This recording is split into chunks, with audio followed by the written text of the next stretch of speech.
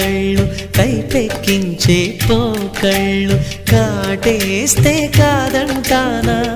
ఇప్పుడైనా వయసేమైనా సొగసేమైనా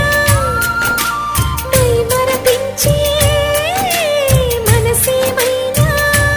నవ్వు నవరాత్రి నీ కోసం తీసుకువస్తున్నా మైనా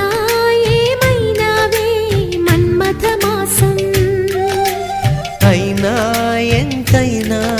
ఇది మెత్తని మోసం